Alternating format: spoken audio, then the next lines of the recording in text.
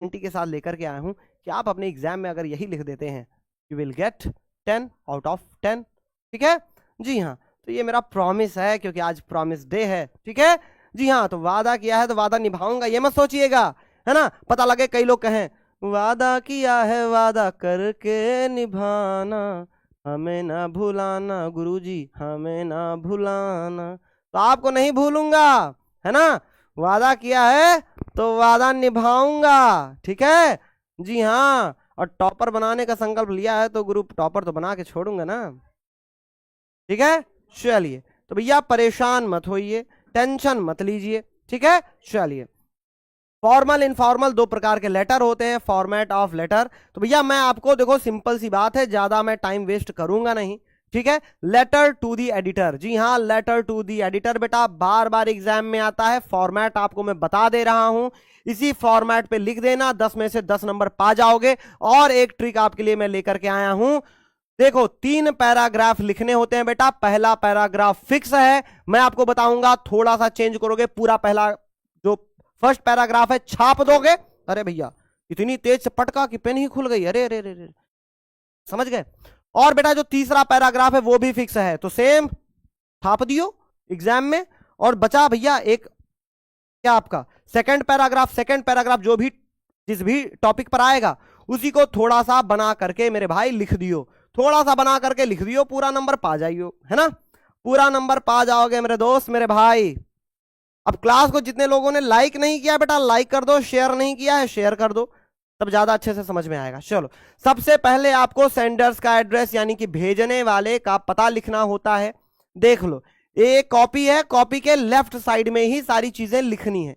कई जगह पर भैया फॉर्मेट अलग दिया हुआ है, वहां पर आप कंफ्यूज मत होइए बेटा, ये एकदम सही फॉर्मेट है। ठीक है, लेफ्ट साइड में एक ही मार्जिन पर, है ना, देखिए सारी चीजें इसी प्रकार से आपको रखनी है, भटकना नहीं है मेरे दोस्त मेरे भाई।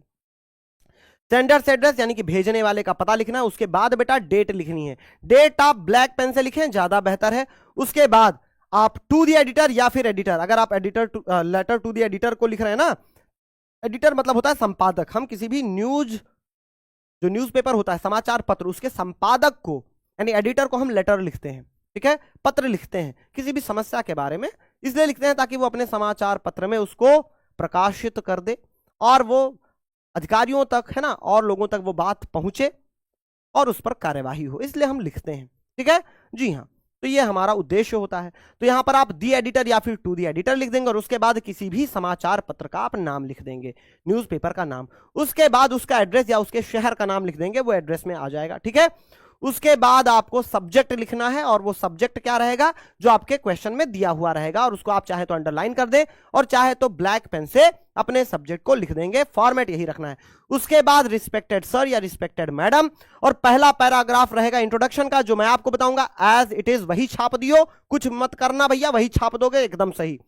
फिर दूसरा पैराग्राफ उसी के बारे में 2-4 लाइन बना करके लिख दियो, है ना, कि ये समस्या है भैया, इससे तो बड़ी दिक्कत होती है, यही सब लिख देना कहानी। और तीसरा पैराग्राफ मैं आपको बताऊंगा वही लिख देना, कुछ चेंज मत करना, पूरे नंबर मिलेंगे। उसके बाद थैंक यू, योर्स ट्रूली और अपना नाम। यानी कि अगर मैं लेटर टू द एडिटर की बात करूं तो सेकंड पैराग्राफ ही इकलौता ऐसा पैराग्राफ है जिसमें आपको अपनी ओर से कुछ थोड़ा बहुत बना करके लिखना है, 2-4 लाइन, इसके अलावा पूरा आप छाप देंगे। और एग्जामिनर कभी भी बेटा पूरा नहीं चेक करता है, ध्यान देंगे, वो देखेगा आपका फॉर्मेट सही है कि नहीं, आपने प्रॉपर तरीके से भेजने वाले का पता लिखा है।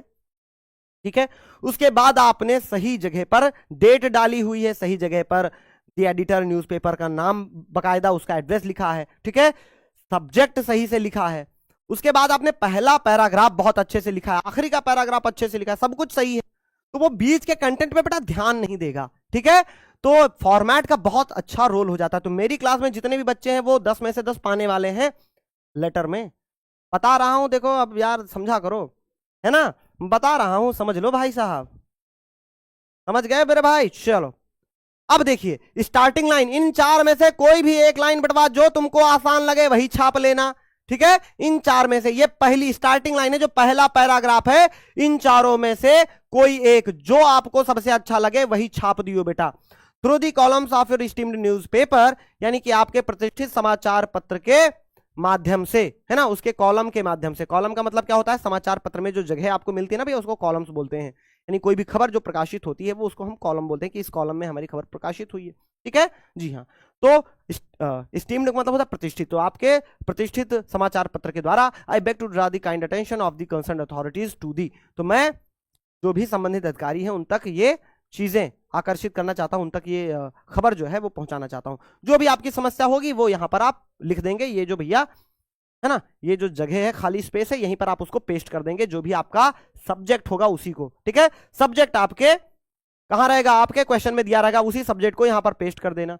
नहीं इस प्रकार से लिखना चाहते हो तो भैया इस प्रकार से लिख दो, through the columns of your esteemed newspaper I wish to bring the kind notice of the concern authorities towards, और टुवर्ड्स के बाद में यहां पर आप पेस्ट कर देना अपना सब्जेक्ट। या फिर I would like to bring to the notice of the concern authorities to, या फिर टुवर्ड्स, और यहां पर जो खाली स्पेस है यहां पर आप अपना सब्जेक्ट पेस्ट कर देंगे, through the columns of esteemed daily. या फिर through the medium of your esteemed newspaper I wish to express my concern over the, और यहां पर आप अपना जो भी सब्जेक्ट है उसको लिख देंगे और भैया सही हो जाएगा। ठीक है, चलो एक मिनट भैया, ये दूसरा आ गया। चलो अब जैसे कि एक लेटर आ गया है, write a letter to the editor of a daily newspaper about the situation and problems after flood in your town और विलेज। तो भैया आपके टाउन या विलेज में कोई भी समस्या आ गई है। अब देखो सबसे पहले आपने क्या किया है, प्रॉपरली पहले एक बार देख लें, क्या है, problems after flood in your town, यानी कि बाढ़ के बाद की आपकी स्थिति, है ना, आपके गांव की, आपके शहर की स्थिति बाढ़ के बाद की। ठीक है, तो आपका टॉपिक क्या हुआ, the situation and problems after flood in. अब योर की जगह आपको क्या कर देना है, अवर कर देना है। ठीक है, योर की जगह क्या कर दोगे भैया, तो योर की जगह आप अवर कर दोगे। ठीक है जी। सब्जेक्ट आपको कहां से मिला, तो सब्जेक्ट आपको मिल गया है, सब्जेक्ट आपको भैया मिल गया है। ठीक है, ये अब ये योर की जगह भैया अवर कर दोगे, और यही आपका सब्जेक्ट हो गया है मेरे दोस्त।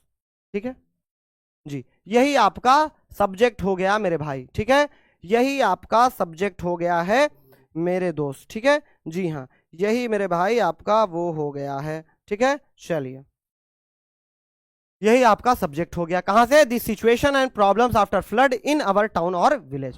खत्म कहानी।